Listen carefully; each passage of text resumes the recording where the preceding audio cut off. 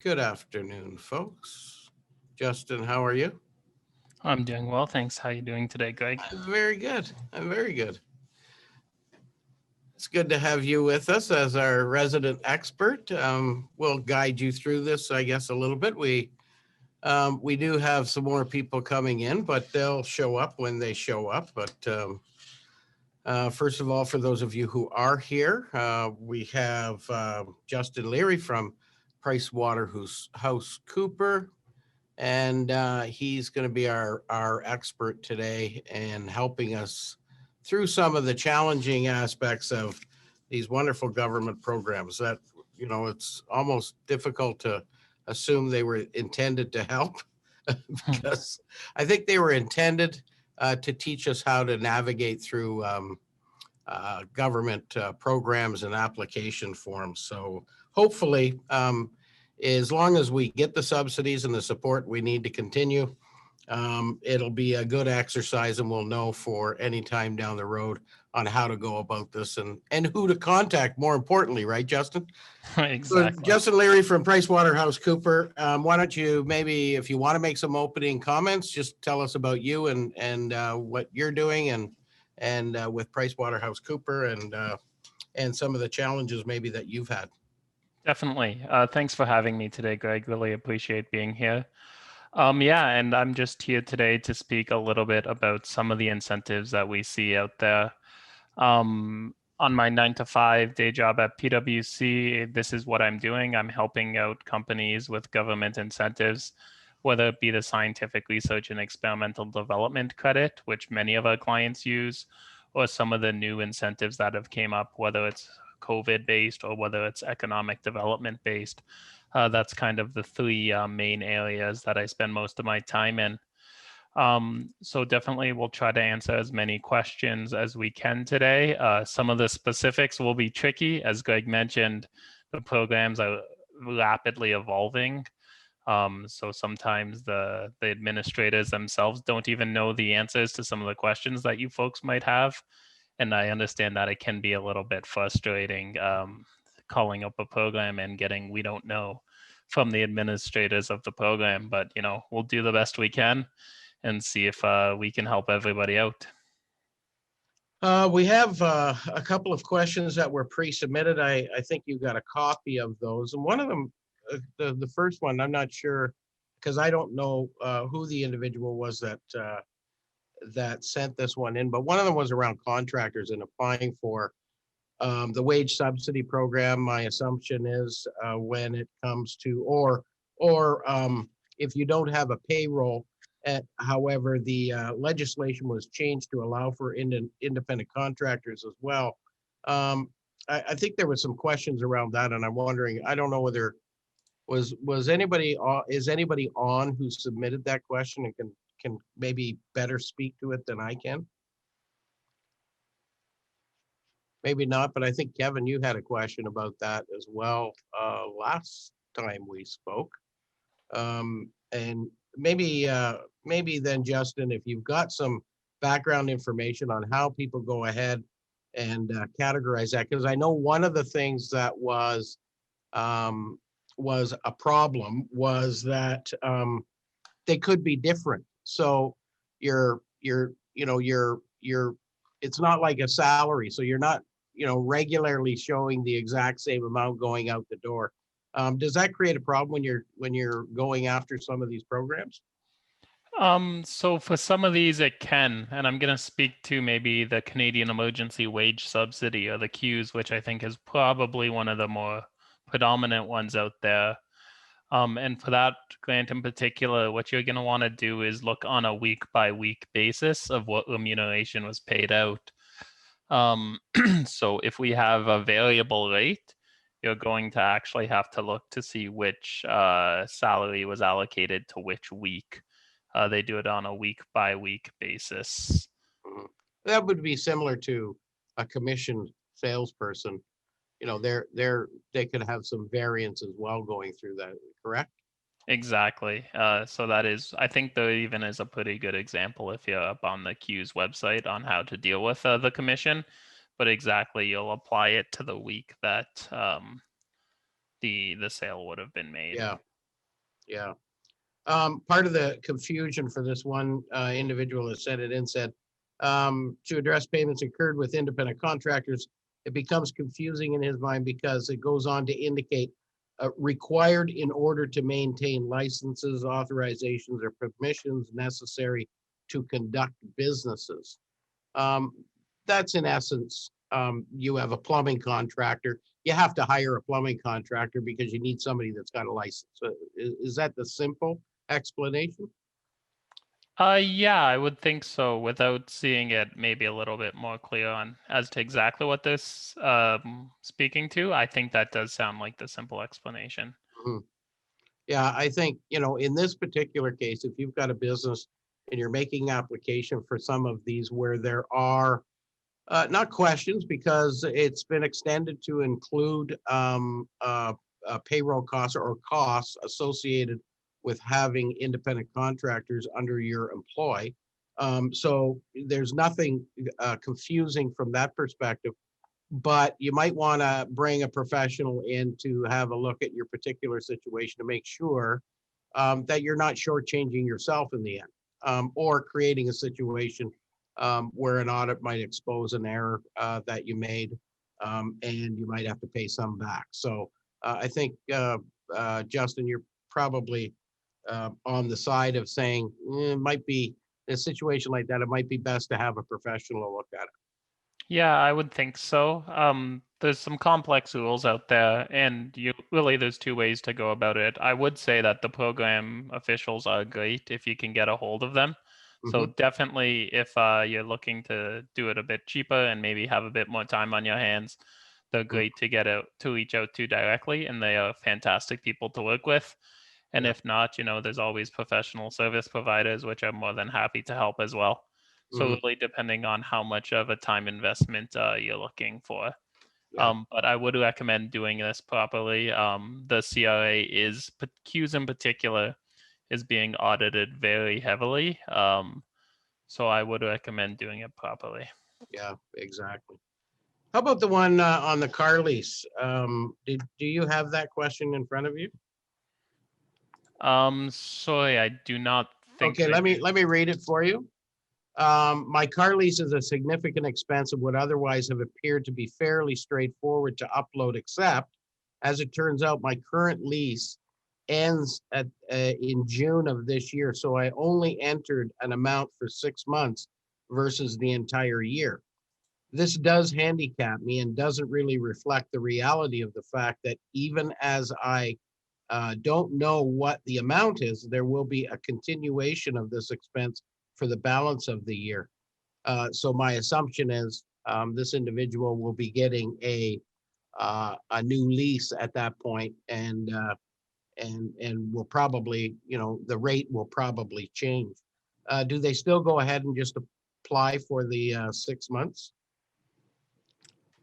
So what I would recommend, and I don't know if this individual has gone forward with it yet or not, but I would definitely recommend go if you're planning on extending a lease or getting a new lease on a new car, I would definitely try to get that in there as well. I understand that there's a little bit of uncertainty as to how much you might be paying for those future 6 months. But I would try to get that in, and I think as a conservative basis, I would at least recommend putting that initial amount that you're currently Mhm. paying. Um, you know, it might be difficult to predict how much your lease will go up, Yeah. but I think it's a safe assumption to say it's going to remain similar, and they're never going to penalize you for underclaiming. Isn't that strange? They would never penalize you for underclaiming. Isn't that strange? Well, Greg, I think that's good advice. Greg, one of the question that's come up a couple of times this week, number of the businesses that were able to access the TIBA program for the initial $40,000 loan, several have said they've tried to apply for the next 20,000, the supplement, and several of them have been turned down. So just wondering if there's any line of sight on why that would be, because our understanding is if you got the first round with your bank that's administering it, it's supposed to be the natural follow-on Is there a particular reason why folks that got the first tranche would not get approved for the second? None that I can think of, because like you said, it really is supposed to be a supplemental. Once you've been approved for that initial 40, in theory, it's supposed to be quite easy. So without hearing a little bit more as to why you should hear back regardless, and they should provide some sort of reasoning as to why you've been turned down for that additional 20. So it's hard to speak to without too much more detail. And there aren't a whole lot of criteria. I mean, if you've been approved on the first, which is you're in operation, you got a bank account, you've been impacted, because it's really a loan program. So it's you're getting money out. There's a forgivable component to it. What should people be doing? So if they're turned down or they're getting is make sure they get the email and maybe get it to us so we can see the detail of why they would be doing that. What's the mechanism? Because any of these programs, what we hear, I've heard from some of the bureaucrats running them, is just apply again, right? If you've been turned down, apply again. So it doesn't fill me with confidence that there's a sort of rigidity, like that it's clear.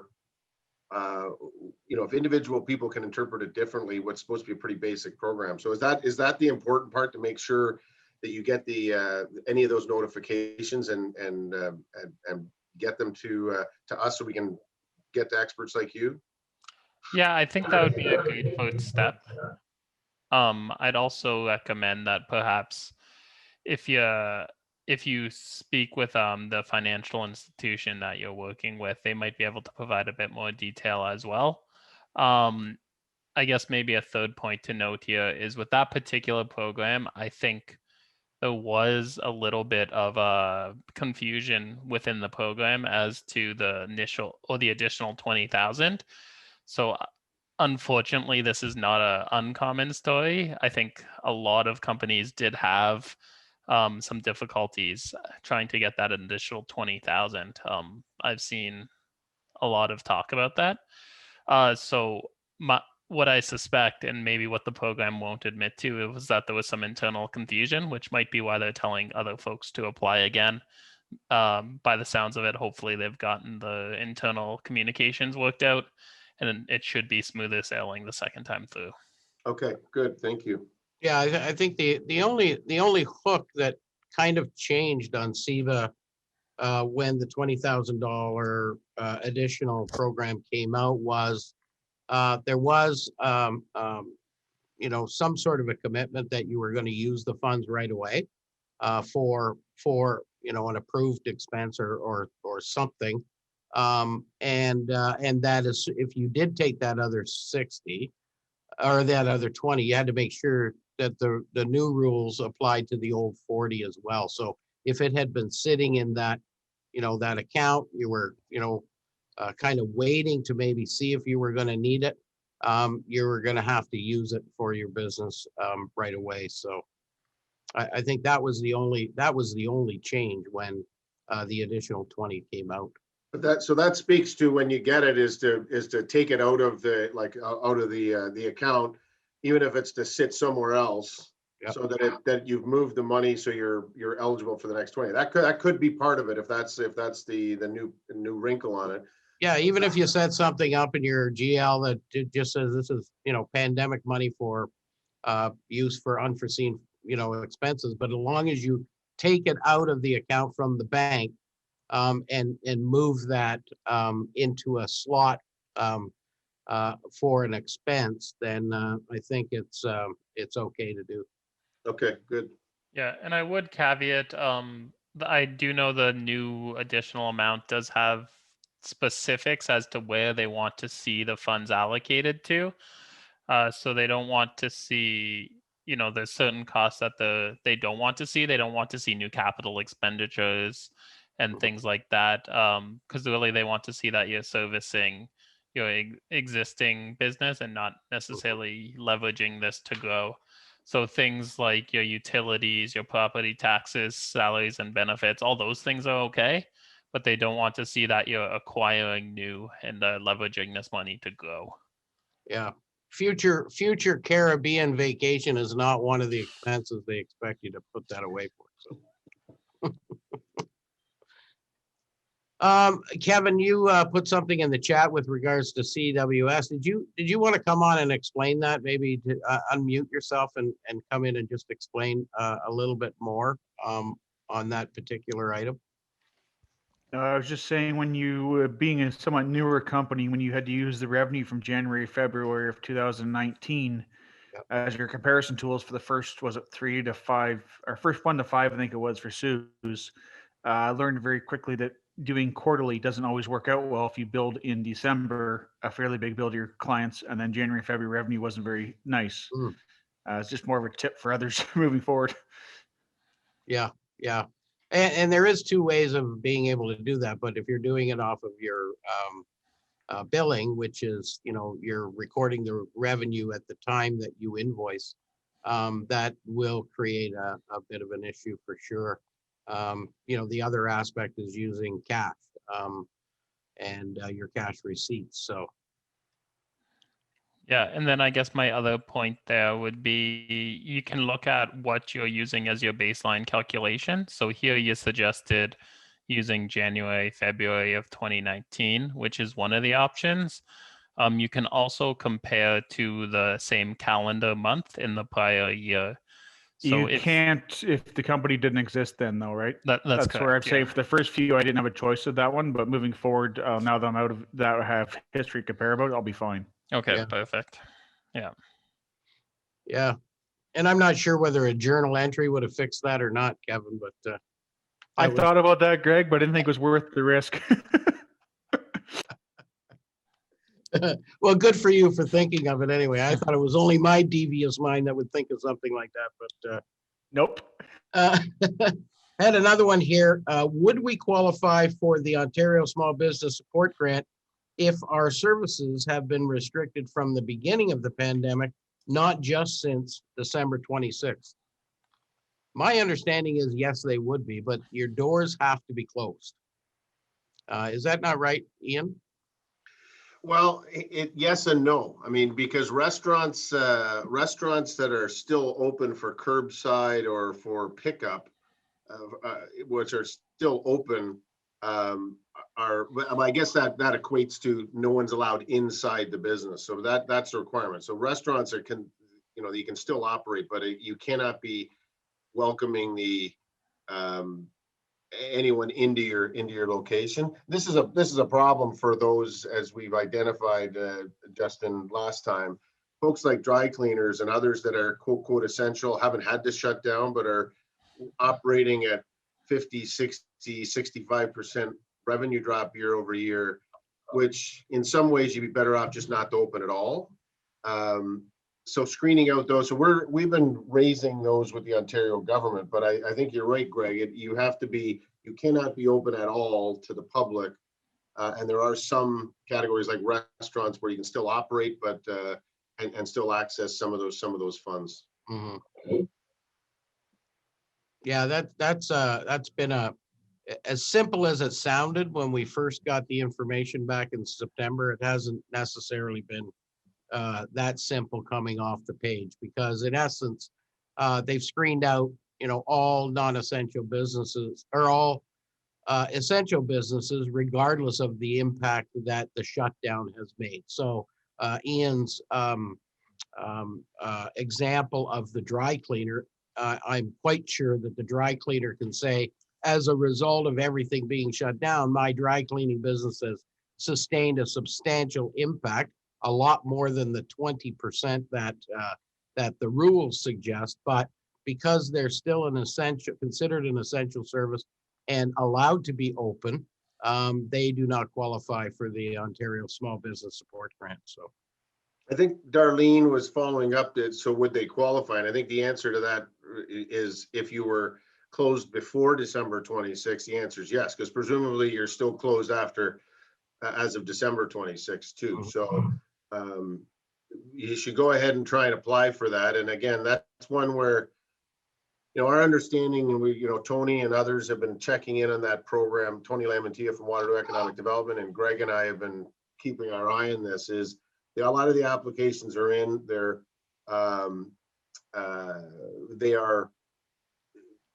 saying that they've had lots of applications, and now we'll see how many were actually approved. Yeah. Right? We had $1.5 billion in this program. Near as we can figure is that there's probably about $750 million of requests, but how many actually are approved to see whether the program is so tight that it's screening out everybody. So Darlene, if the answer is you have to have been closed down, this is not the way it was described when we were talking about it. You have to be closed down as of December 26th. Because originally the commentary was if you're in gray or red, you'd have ability to get to it. I think though in Darlene's circumstances, what she's saying is they can still do their services, but they have been shut down. So, based on some of the descriptions we've seen or out of the province, you may be similar to a restaurant where a restaurant is closed down. They're not allowed to have anybody come in, but they can do as much curbside delivery and pickup as they can possibly muster. And that doesn't impact them other than the overriding criteria is you have to be impacted by 20% revenue from as of April 2019, I believe, was the month that they were using. Or the theme on that one, Greg, is to apply and keep applying and keep getting. If you get turned down, as I said to Justin, is get the whatever the email or the screenshot that tells you why you're screened out, because those examples will help us in going back and trying to get some modifications to that program, which we're already doing. Yeah. So we can say, hey, Darlene and her business do this. They've applied. They were screened out. Here's some of the background of that. Those real life examples will make a difference. What, like Ian said, what would really help us is if we can go back to the province and say, look, look at all the ones that you've turned down. These are small businesses trying to get the funds because they need the funds, and you're turning them down. So obviously there's a problem with the program, and that gives us a little weight at being able to move the ball a little bit to solving some of these, small little things that should be undone and corrected. And it looks like with Darlene's particular example, they're a management consulting firm that physically can't open to provide services in a physical proximity, but they're still operating virtually. So what you'd want to look at here, Darlene, is your sales and if they've dropped by that 20%.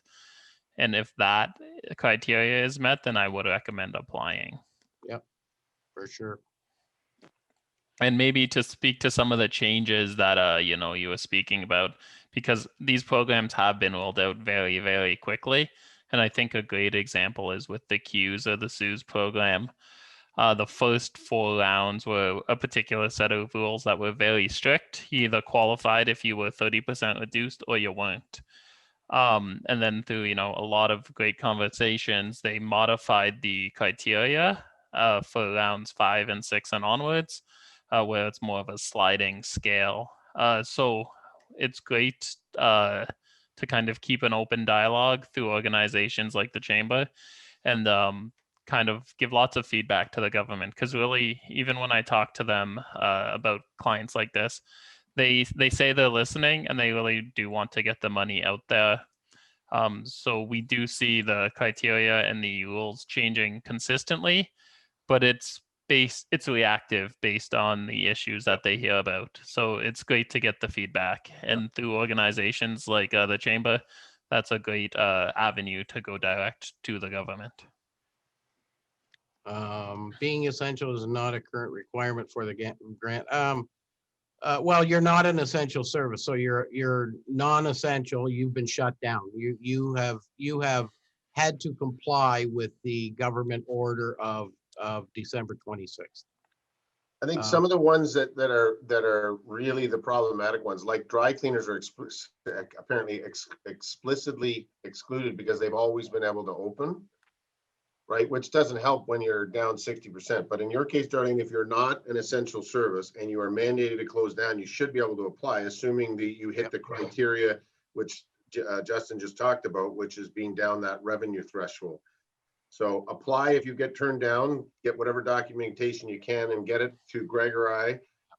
And we'll, we can push those examples directly to,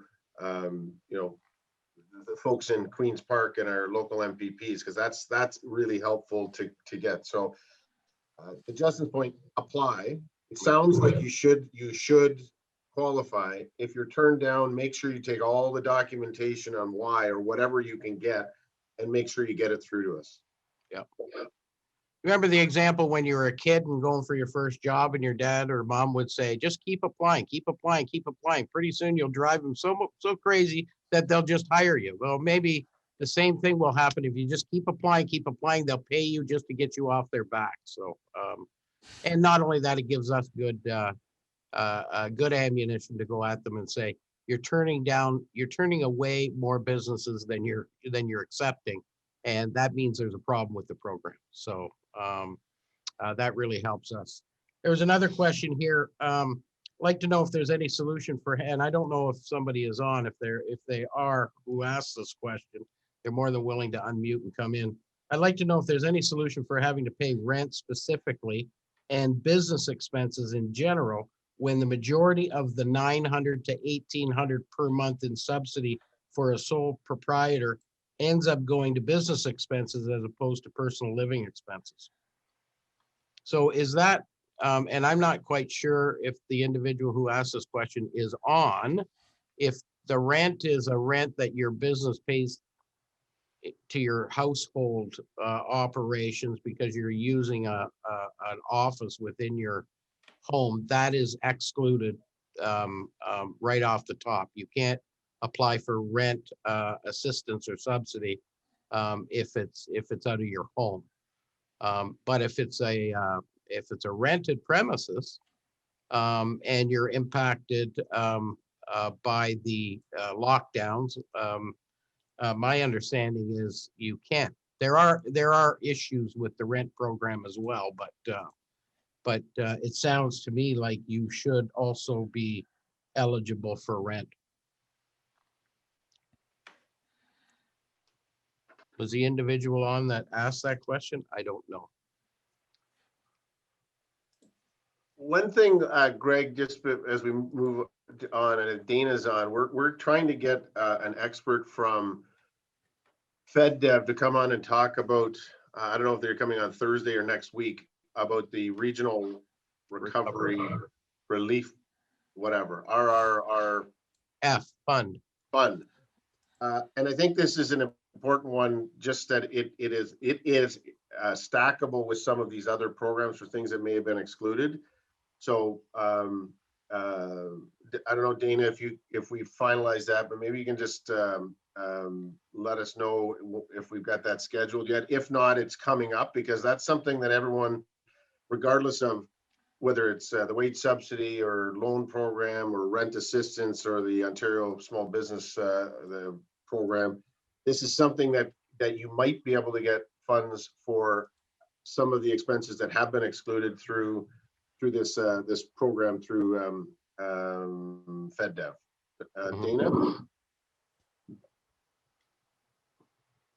She's probably just listening and doing several other things while she's. Yeah, exactly. She's multitasking, but that's. But we will have someone on, if not Thursday next week, to discuss that, and it's worthwhile because I see Kevin and a couple of you have been on before. Probably worthwhile listening in for that one, because that's, again, it's stackable. Whether it's not either or. Is that fair, Justin? Yeah, definitely stackable, and that's a great one too, because not only is it interest free, if you're quick with your repayments, I think by sometime in 2021 they actually forgive a big portion of the loan.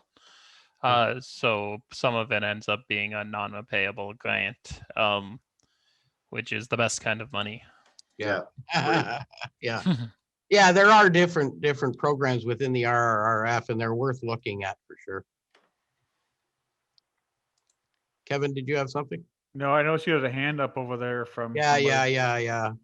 Fatima? You got a hand up there, or are you wanting to come on? Yes. Hi, good afternoon. Yes. I already emailed you as per your request regard on Thursday. I got that. I was just wondering if I can bring that to your Justin's attention, or you are going to ask him. I have already submitted it, Yes. actually into the province, so we'll see what we get out of that, but I just want to see if I can call it up here, so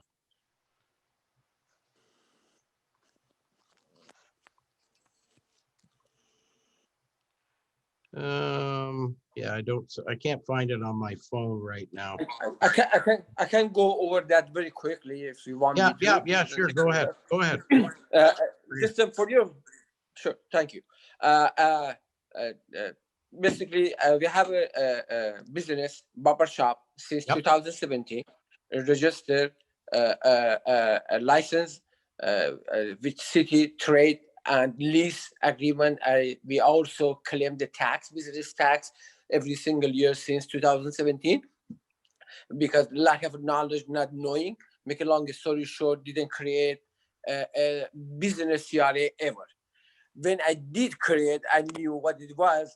I did it on November 2020. According to the government, the deadline is September 27, 2020. For that reason, I am unable to apply for rent subsidies. When I do that, I get the error message. I already give them a call. And they told me because I opened the business CRA after the deadline. So there is nothing I can do, but I do have a proof, a lease and a license and everything, but I cannot apply it. It doesn't, I'm not qualified. The early reports that I got were that you may have to call in because the system, the online system, is set up to deal with that. Now, I'm still trying to get clarification as to, why they would have exempted you anyway. Once you get a CRA account, you have a business license that goes back prior to that. You have records of business transactions and filing your HST for years and years and years. So why would they say just because you didn't go and sign and set up your business account online with CRA by the end of September, did that exclude you? Nobody could give me a really clear and decisive answer on that. So what it may be is it may be that anybody who does that after September maybe has to actually phone in to get the application done manually. Yeah, and I think I called them. Yeah, I think this is one, Greg, it's not dissimilar to a situation that happened with our chamber. Yeah. When you're excluded, the 1-800 number, you're going to get the answer is you don't qualify. So this actually has to go through, this is probably a Francis thing. Yeah. Where we go and say, you don't intentionally want to have a business that's been operating for 3 years, particularly a small business who may not have done this. I mean, we know this from the start of this pandemic. Most businesses probably didn't have a MyCRA account because they either do it by paper or they, for other reasons, they didn't have it. I think the goal is not to exclude people. It's that they needed to put some things on the online so they could automate it.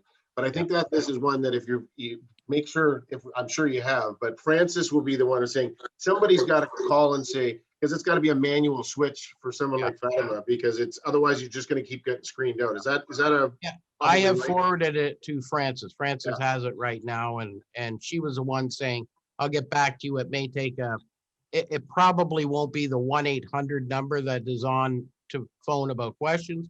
It would be a different number to deal with a different individual to make the app to get it on board for you. But Ian is absolutely correct. There were most small businesses didn't have a My Business account with CRA. They just didn't do it. Yeah, so this is not uncommon, and I think what we have to realize is the methods that they've set up are just the to get the largest volume of people through the programs as quickly as they can. They've prioritized getting money out as fast as they can. and that does leave some holes and gaps in the system. And those are the ones that will have to phone in and actually speak with the folks that administer the programs. So I have worked with a couple of clients that have had this similar problem, and at the end of it, it was resolved. But it does take a little bit of conversation, and it's not necessarily, like Greg said, the folks picking up the 1-800 number. It's a little bit more senior that it does have to get escalated. And as you can appreciate, there's less of those folks. So it does take some time. But, you know, fingers crossed, it sounds like you're taking all the right channels. And Yeah, it sounds like we're hopefully getting it's just a waiting worked game. out for them. Thank you. Thank you all. Yeah, it may take a little bit longer because you didn't sign up for your My Business account by September. Yeah. I made a Otherwise- mistake. Live and learn. I mean, I should have known better. I just, my mistake, as I said. There's Yeah. nothing for me to explain. It's really not a mistake because you're in a basket full of very friendly people who have done the exact same thing. Yeah, and what we know is Ottawa and bureaucrats and running a business are mutually exclusive. I think you could probably name on one hand the number of bureaucrats who've run a business and actually know what that means. So Yeah.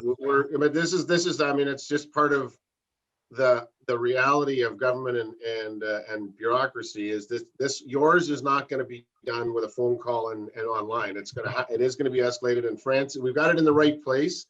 Yeah. Full confidence that Francis will get us to the right Thank place where you can make your case, and it will have to manually be done, which takes more time. But I'm sure she was on our call last time, Fatima, I think, or last Thursday or Tuesday. Great lady, and she'll get that done for you. Yep. So Yeah, get us the right information. I'll get back to you in the next, probably in the next couple of days with Sure. some guidance and direction on what you need to do. You just keep sharpening your scissors and get ready to get back to work. Sure. Thank you. Thank you. Any other questions, any other comments or concerns or issues that you're having navigating some of these programs? And I think it would be interesting too to find out individuals who have had maybe some problems and maybe had some successes in the end, if there's any of those. Who else is on the phone there? Subuk, you got anything? You're But there, wait for it. There it is. You're on mute. I love that.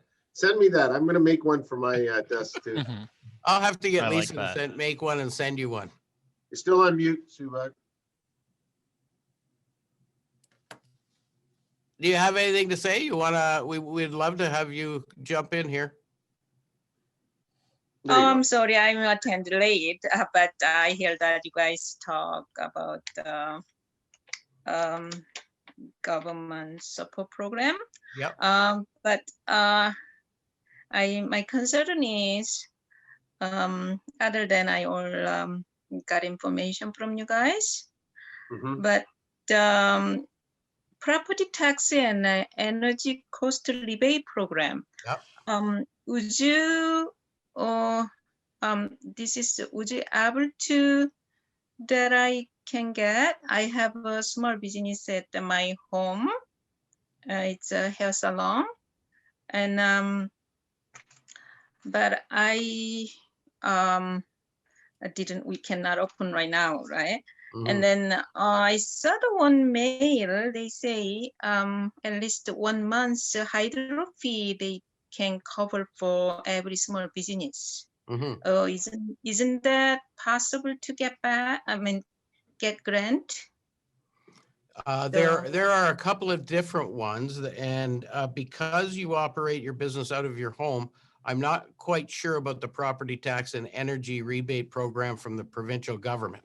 You can have a look at it, and it's available at ontario.ca/COVID support. And That's the the rules and regulations are in there, and that might give you some answers. However, if you can't through that, there is also another program through your hydro utility. So if you're in Cambridge, it's Energy Plus Inc. I can't remember what their email or their website is. Might be energyplus.ca. Okay. And then, or if you're not, then if you're in Kitchener, it's your Kitchener Hydro Utility or Waterloo. They have programs and they have links on their website directly to one-time amounts of money that you can claim, especially if you've got a home business. Oh, it's not a Ontario government. You say No, energy. well, it is through the Can I write Ontario down? government. It is through the Ontario Okay. government, but it's administered by the local hydro utilities. Oh, that's but local hydro utility. But try but first, I would encourage you to look at the provincial programs and look at the rules around that and see. The first, okay. Yes, yeah, because and I'm not sure, maybe, Justin, you might not have had experience with this either, but this particular type of situation. But I know if you have a home office, it's really difficult. But you have a home salon, which is really a separate part of your building, your living quarters. And there might be some different rules around that, but I'm not 100% sure. Now, Greg, are those program, or that program is on our chambercheck.ca website, right? It's Yep. listed with the federal program, so that the link is right there, Subuk. Yeah. So if you click that, and again, it's listed as Ontario COVID support or whatever. So take a look, go through the criteria. And again, with home-based businesses, Greg, there may be some subtleties there, but you need to go through those programs or take a look at that. Anything to add to that, Justin? No, I think you covered it off fairly well. And I guess I would also add that maybe there's that $1,000 also out there for the Main Street Relief Grant for PPE. So if you're buying masks or, any kind of equipment that is necessary because of COVID, you'll want to make sure you look into that one as well. Yeah, did you apply for that, Subak? No, I don't. I hope. Yes, I might. One of the question is about the PP support. Yeah. This small business can apply this support too, like my hair salon. Yeah. Oh, that's you can claim up to you can get up to $1,000 for that, and that's on the Ontario program as well. This is Ontario program too, Yep. right? Okay. Yeah. So And, if you have any trouble with some of that stuff and you want to email us through the week, you can email me at greg@cambridgechamber.com or imclean@greaterkwchamber.com. Oh, that would be great. Really pretty good. Yeah, we'll do what we can to give you some guidance and support. We can't break the vault down for you. We don't know the combination, but we'll try and find somebody that can get in there and get some money out to you as quick as we can. Oh, not only me. I want to have some idea for my friends, other business like a restaurant and some like a small business. Yep. That's what I'm asking this one. It's some about the convenience store. Yep. They can apply to PPE support too, or no? Yes, they can. Yes. Oh, okay. And then what about the restaurant? Is it would be possible too? Yes, they can. Okay.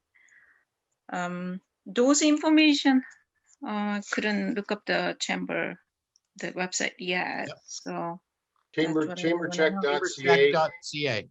Okay.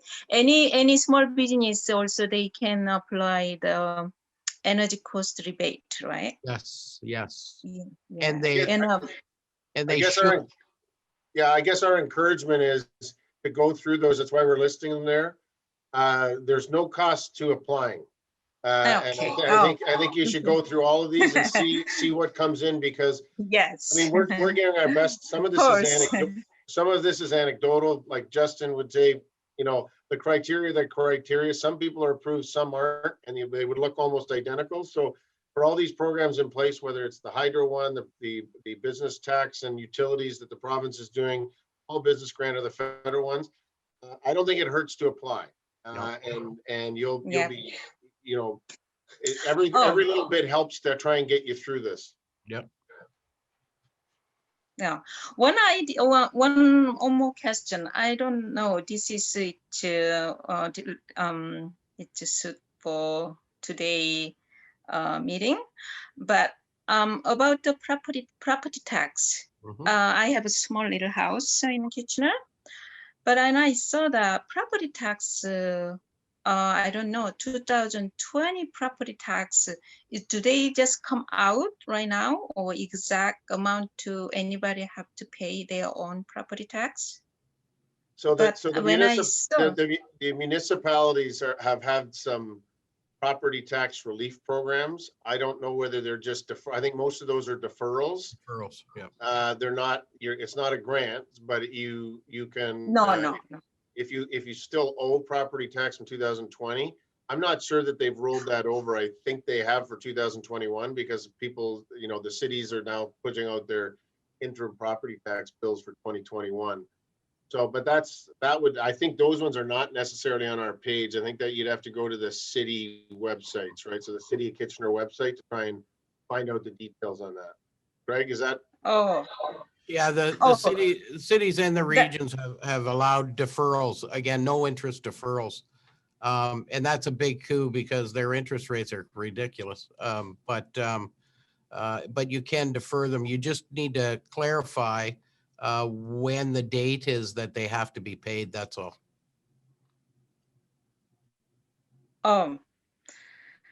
Okay. This is the one. I think this is this question for City of Kitchener, not Yeah, for yeah, common. Yeah. Like So, but I think if you go to yes, the, I if you think, go, yeah. if you go to the City Yeah. of Kitchener website and Yeah. in the search bar, talk about property tax deferral, it will pop it right up. Yeah. And it'll Yeah. give you the details of, the program and how to apply. But that would be on the City of Kitchener website. Yeah. This is Or call Barry Vermanovic right at home. Yeah.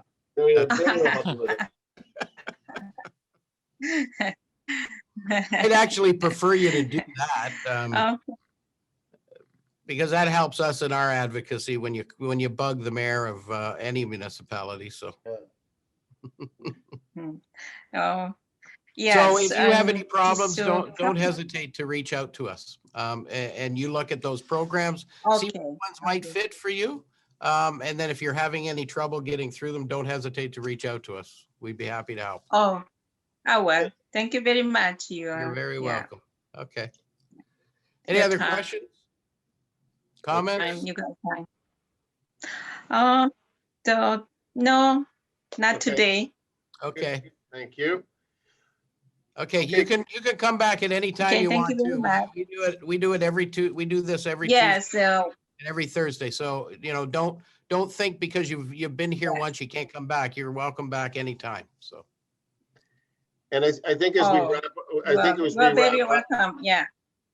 I think as we wrap up, Greg, we'll put on or people should check back because we will have that RRF Thursday or Tuesday, one or the other. We'll have that, and that'll be a good piece. Any parting words, Justin, of encouragement for all business people that get frustrated by the vagaries of these programs? Any words of wisdom or encouragement? and just to let Kevin know that he's put in the chat that he's still waiting for his sign. I have requested that from my wife, and so she knows you're getting one, Kevin. I'll just have to prompt her again to make sure she gets on that right away. Checks in the mail. Yeah. She's usually really good at that stuff, way better than I am, but we'll get one out to you. Yeah, I guess my only words of encouragement would be, to hang in there and be persistent. It's a moving target. So whether it's a small business applying or a larger business or, someone working with a professional like myself, it's always a little bit of a fight. So to be persistent and make sure that you're understanding the rules and asking questions as to why not. If they tell you the first time that you're not eligible, be polite about it, but make sure you get what's rightfully yours. These programs are here to help people, right? And at the end of the day, the government wants to see the money used and put to good use. And what better use than small businesses? So be persistent and make sure you get what's out there to help you through. Yeah, and I guess just to follow up on that, Greg, is really important when you are told no first, get whatever documentation you can, an email, make sure you save that stuff or take a screenshot if for whatever reason, have something so you can, those of us that can point you in the right direction, have a piece of paper, because phone conversations never don't have the same. We don't have the same ability to follow up in those as we do with an email or a form letter that tells why that you've been excluded. Yeah. Yeah. When you're applying for and training for a government job, the first word that they teach you is no. And you have to understand that sometimes it takes a little persistence. But more importantly than that, they're there to guard our money to make sure that it's being used wisely and effectively. And so from their perspective, they're trying to protect the taxpayers' money. We want them to be diligent at doing that.